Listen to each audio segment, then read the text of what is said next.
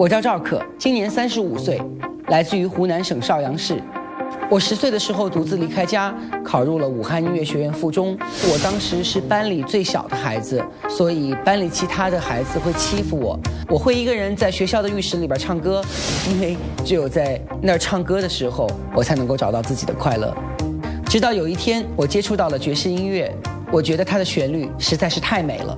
每天从睁开眼睛那一刻，我就开始唱歌，走路我也唱，洗澡我也唱，吃饭我也唱，甚至坐在马桶上我也唱。当时跟我住在一块的室友都跟我说：“赵可，你能闭嘴吗？别唱了。”来到中国好声音的舞台，我希望可以给大家展示最真实的自己。我知道我不是一个完美的人，但是我是一个用心用灵魂去演唱爵士的人。请大家记住我，我是赵可。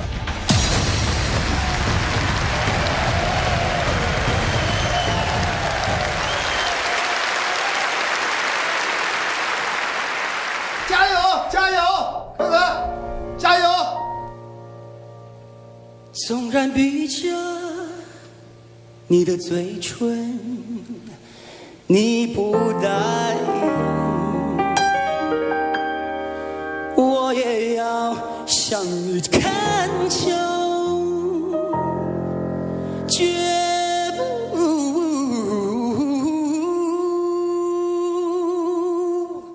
绝不灰心。